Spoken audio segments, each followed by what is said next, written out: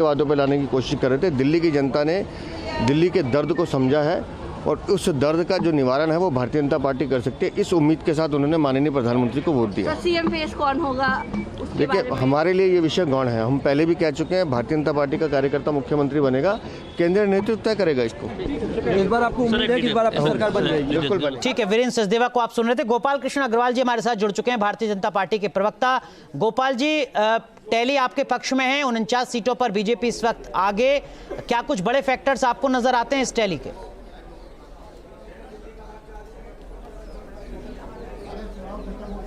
देखिए, सबसे महत्वपूर्ण बात है कि इस बार का जो दिल्ली का इलेक्शन हुआ भाजपा के लिए पॉजिटिव वोट है।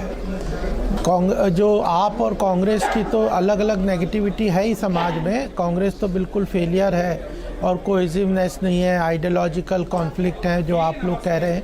बट आपके भ्रष्टाचार और उसके भी उजागर तो खूब हुए और उन्होंने जो पूरी तरह से जनता का विश्वास खोया है वो एक महत्वपूर्ण फैक्टर था। लेकिन बीजेपी के लिए पॉजिटिव वोट है। जो गवर्नेंस का मॉडल भाजपा चला के आ रही है मोदी जी के नेतृत्व में, जिस तरह जन कल्याणकारी योजनाओं का इम्पैक्टफुल इम्प्लीमेंटेशन हो रहा है, भ्रष्टाचार के बिना डिलीवरी मैकेनिज्म में एफिशिएंसी, और जिस तरह से इस बार आम बजट आया है 2025 का, तो यह पॉजिटिव वोट है। अदरवाइज लेकिन गोपाल जी, आपके जो आलोचक हैं वो आपसे जरूर पूछेंगे कि भाई अंतर कहाँ है।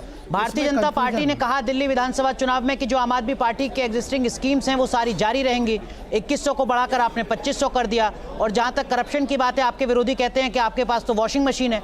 तो आपकी पॉलिटिकल पार्टी कैसे अलग है दिल्ली में आम आदमी पार्टी से?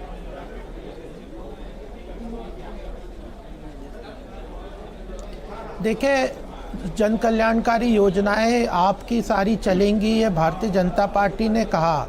लेकिन यह भी साथ में कहा कि उन योजनाओं के अंदर से भ्रष्टाचार हटा दिया जाएगा। जैसे बस का घोटाला है, जिस तरह शराब का घोटाला है, जिस तरह से जो बिजली के अंतर्गत जो पेंडिंग जो मैनिपुलेशन है उसके स्ट्रक्चर के, कि ना जनता से लो ना सरकार दें और लोगों को बेवकूफ़ बनाओ, वो जो घोटाले हैं बीच में, जो लीकेजेस हैं, जो डिलीवरी टारगेटेड नहीं है कांग्रेस की, वह सारी चीज़ें जनता के सामने हैं। और केवल यह नहीं है जन कल्याणकारी योजनाएं, उन योजनाओं को इम्प्लीमेंट करने के लिए रिसोर्स कहाँ आएगा, उसके लिए प्रॉपरली फिस्कल रिस्पॉन्सिबिलिटी का इम्पैक्ट है।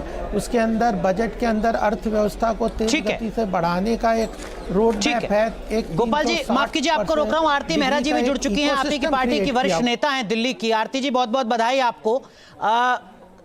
27 साल के बाद ये जो आपका सियासी बनवास है ये खत्म हो रहा है। उदित जी, आऊंगा आपके पास। आरती जी, क्या कुछ इसके पीछे की बड़ी वजह आपको नजर आ रही है?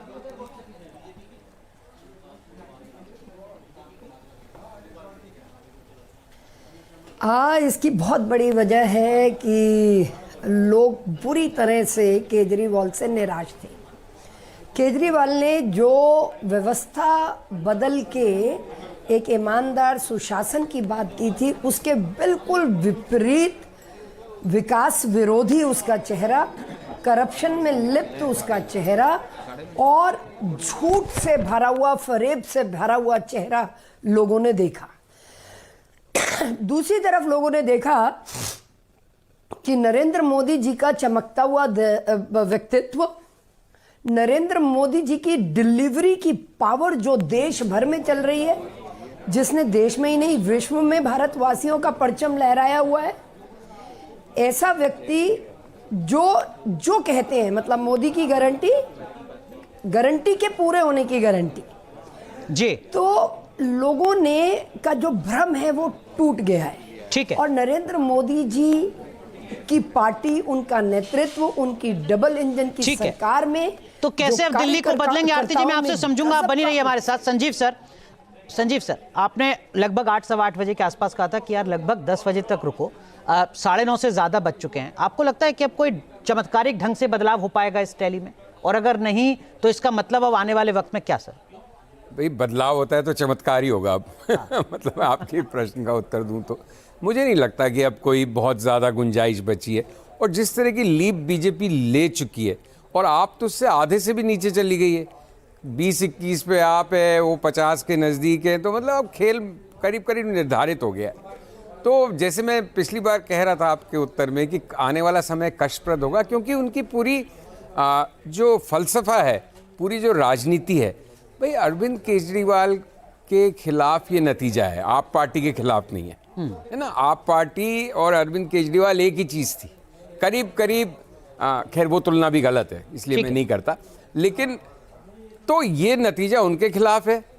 आम आदमी पार्टी का अभी बहुत जल्दबाजी होगी ये कहना कि एग्जिस्टेंस ही आज खतरे में दिखाई दे रहा है भाई, क्योंकि एक व्यक्ति के चारों तरफ केंद्रित एक मूवमेंट, वो मूवमेंट की हवा निकलती हुई दिख रही है अगर ये इलेक्शन रिजल्ट आते हैं तो क्या, क्योंकि ये ट्रेडिशनल पॉलिटिशियंस नहीं है ना पारंपरिक पार्टी थी, तो क्या ये उस तरह सस्टेन कर पाएंगे? अभी तक जीत ही जीत का उन्होंने उफान देखा है, तो हार के बाद आप पार्टी किस तरह से परफॉर्म करती है, किस तरह से बिहेव करती है, अगर वो सस्टेन कर पाते हैं अच्छी बात है उनके लिए, लेकिन मुझे लगता है बिखराव का दौर आएगा आप पार्टी में। इसका असर पंजाब की राजनीति में पड़ेगा। वहाँ पे क्या होगा?